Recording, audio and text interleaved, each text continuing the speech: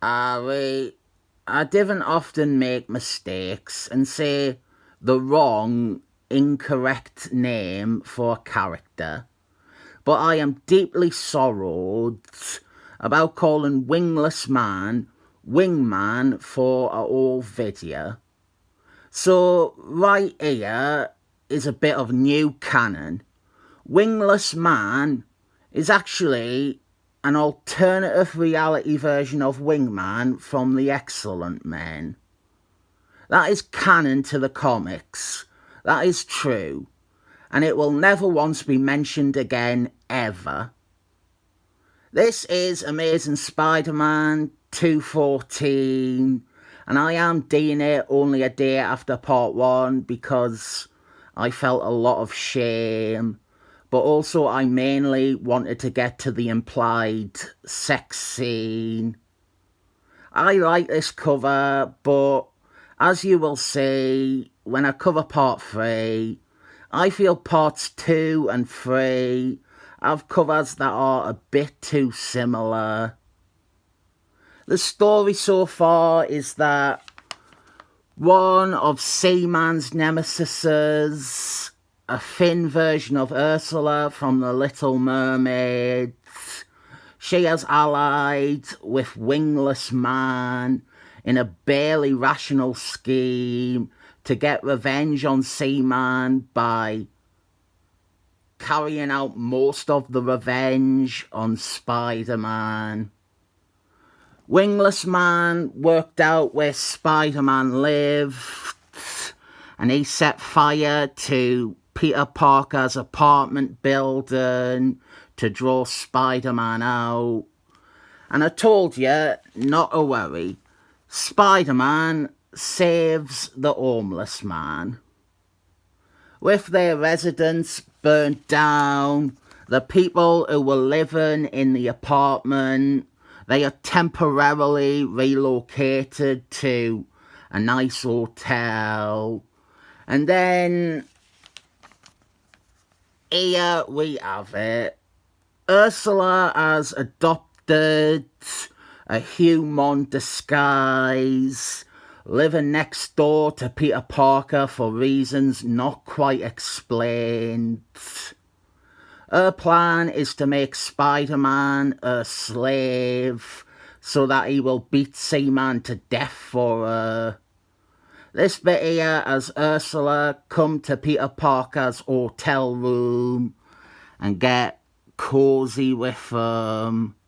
We cut away after this bit, but to me, this is likely another moon dragoning. I explained what moon dragoning is last video. It is when a sexy woman rapes a fella, and I find it erotic. Now, most people probably didn't want to say Spider-Man was raped after this scene plays out, but I am here today to explain to you all the reasons why he definitely was molested erotically and we didn't see it. The thing about Ursula is that she has definitively moon-dragoned men in the past. One of her very first stories was tricking Seaman into marriage. Her main motivation a lot of the time is wanting to op on Seaman's cock. She moon-dragoned this bozo. She moon-dragoned the original Human Fire. She has moon-dragoned Seaman more than a few times. And she clearly has been manipulating Peter Parker into being attracted to her. Although, in my opinion, not much manipulation is required. On one hand, you can see this as just being part of her plan to have Spider-Man beat up Seaman for her. She is making him fall in love with her and be obedient to her. And it doesn't have to go beyond that. But the story itself doesn't acknowledge exactly why she is spending time with Peter Parker, or why she is gone to these lengths to seduce him. With what we have seen in this story and what we know of the character, the minute this scene cuts away, they bond. She has screwed men with less effort than she has put into Spider-Man. There is no good reason for her not to have rode Peter Parker rotten, and I am arguing such because it is sexy, but there is some legitimate foundation to the idea. I am going to be as down the middle as I can be and say that it probably didn't happen.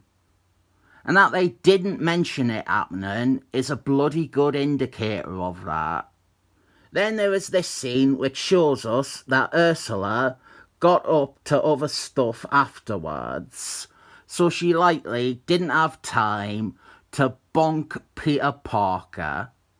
But I would also point out this scene is a confused bit of storytelling. We, the reader, aren't meant to know at this point that Peter Parker's neighbour and Ursula are the same person. So when you read this first time, you didn't notice the problem. These pages present themselves as happening at the same time as Peter and his neighbour are watching the TV. That is why if anyone points to this as proof that she didn't or couldn't have moondragoned Peter Parker, I would, to quote Quentin Tarantino, reject your hypothesis. Thank God I do not work in comics. Not only would I call a major bad guy like Wingless Man the wrong name, but I would be pushing for every male hero to be raped.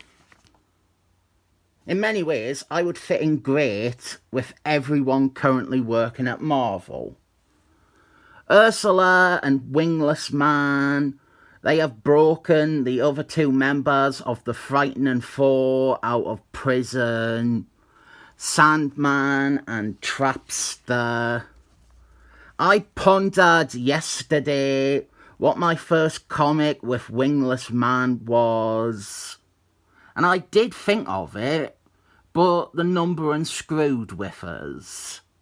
It was Spectator Spider-Man 41 and Fantastic Force 218. I got confused because the 218 made me think Amazing Spider-Man 218, which would be 4 issues after this. And I was thinking Spider-Man, for some reason, had 2 stories with the Frightening Four in the space of a year. That was definitely the first one I read, though. Seaman finally gets involved in this story. Some of his seamen spies, they have spied Ursula up to shenanigans on the surface world. And Seaman, he wants to put a stop to whatever she is planning because he really hates her. This leads us to this bit where Seaman attacks Ursula, but she is in her disguise, her human disguise, and Spider-Man shows up to protect this seemingly innocent woman that he is crazy in love with. If I really wanted, I could point out some aspects here on this page that hasn't been lined up at the printers correctly. That seems to be a running theme with my copies of this story.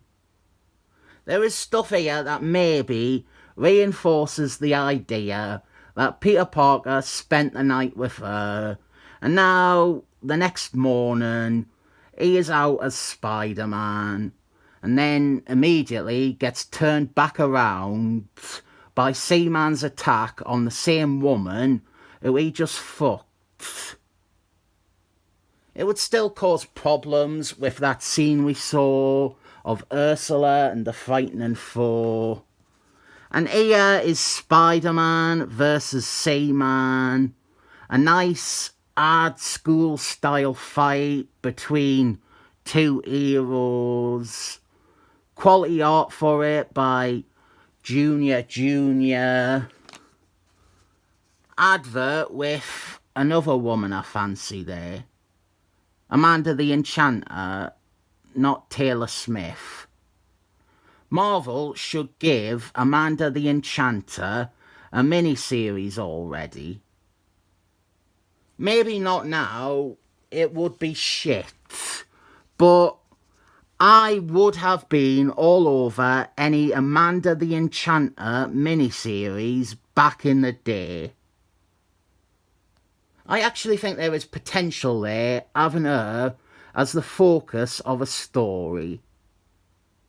Anyway, fighting, and some more fighting, and then Ursula finally steps out of the shadows like the Teenage Mutant Hero Turtles in their second live-action film produced by Michael Bay. People really hate those two movies, but I didn't mind them. That cutaway to the poster only exists because two people started having a very loud conversation outside when I said Wingless Man shoots Spider-Man and Seaman with a special science gun. And we will see the wacky effect of the gun in the next issue, which is the final part of this story. There is a pretty great advert for Days of Future's pants. Amazing Spider-Man 214 was today's review. And I am saying that because I think I neglected to say it at the top of the video. The question on everyone's lips is, why does this weird sounding man want Spider-Man to be raped by a random woman? I may let the sexiness cloud my judgment a lot of the time, but I feel like this is a perfect little team-up story. Not quite sure why it is in Amazing Spider-Man instead of Spider-Man Team Up, but I'll give it a 7 thumbs up score.